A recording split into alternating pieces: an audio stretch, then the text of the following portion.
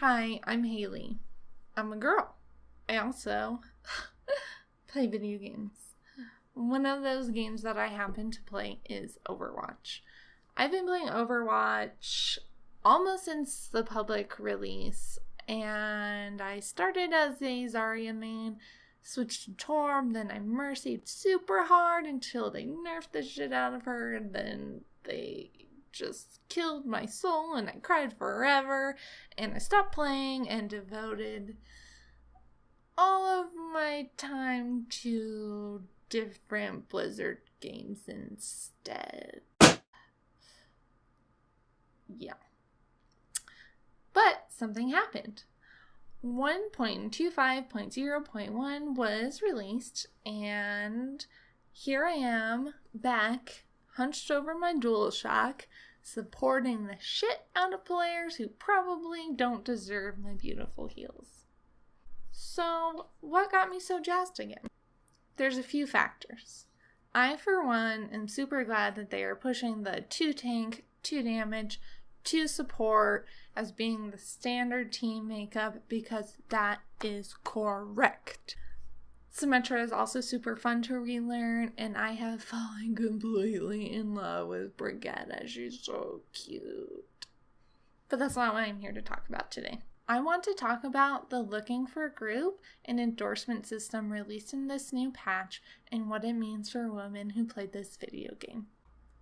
So the concept of misogyny is nothing new to video games or video game culture. You don't even have to be a girl to notice or realize this.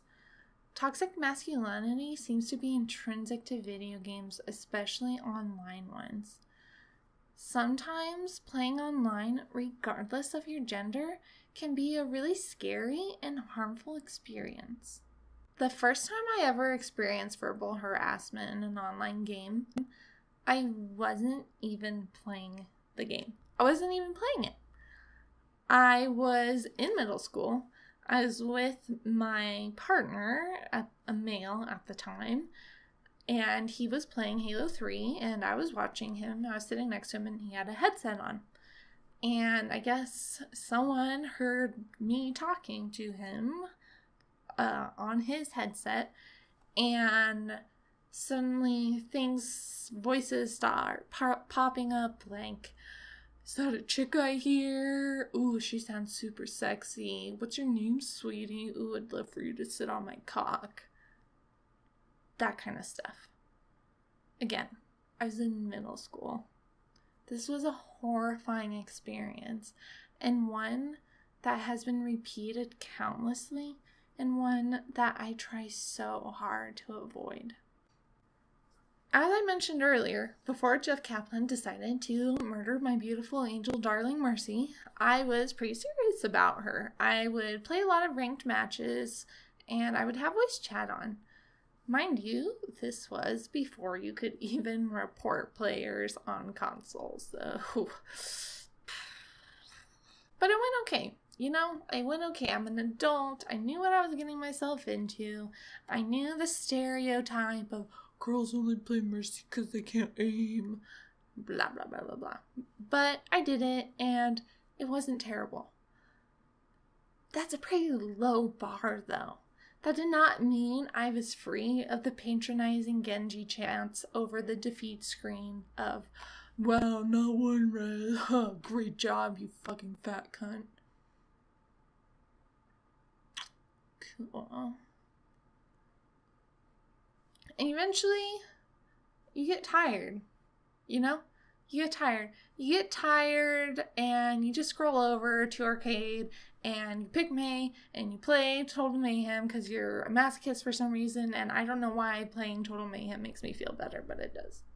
Again, what I'm describing is not a unique experience, especially for Overwatch, a game where 16% of the players are female, which is huge for an FPS. Take the story of Geguri, the first female pro Overwatch player. She has been through more scrutiny than any pro esports player that I am familiar with. She was accused of cheating 2 years ago because there was no way her aim was quote-unquote that good.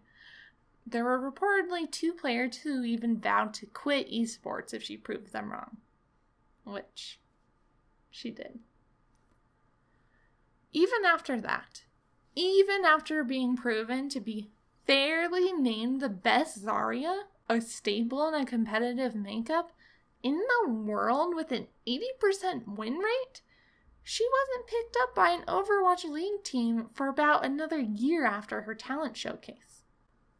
Since then, there has been a greater respect for her as a player, but as a woman, she's still dealing with things that most esports players don't. This past March, she felt the need to sincerely apologize publicly to her fans before she even entered the stage about her appearance, stating, "When I get stressed, I start binge eating so I get fat. I'm sorry for being ugly." She's even been known to wear a mask on stage because of her insecurities and the ridicule she has to endure. This is ridiculous. Though her story is currently told mostly as one of triumph and inspiration, it is still sad and equally important that we recognize these sad moments of places where we can see areas that we as a society and as a community really need to grow and improve. Okay. So, what does all this have to do with the latest patch in particular? Well, I'll tell you.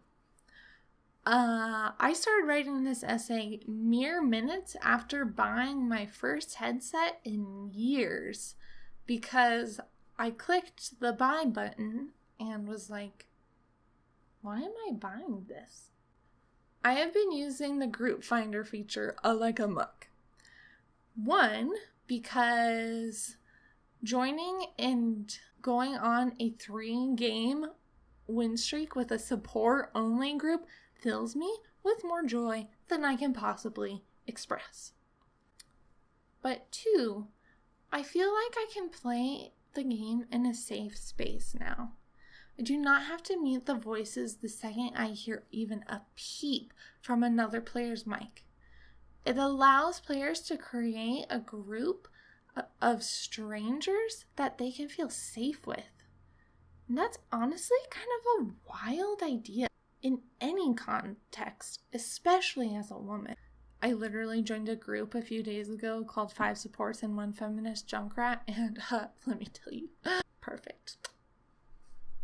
When I see a group with a girls only title, I know it's a place where I can go and I can feel confident that I won't be insulted purely on the basis of my perceived gender.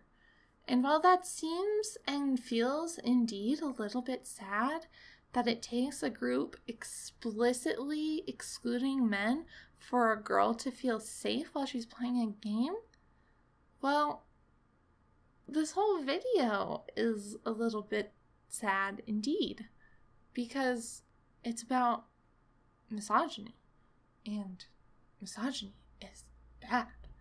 But that's where the gaming community is at in terms of openness and equality, and not just towards women, but other minorities as well.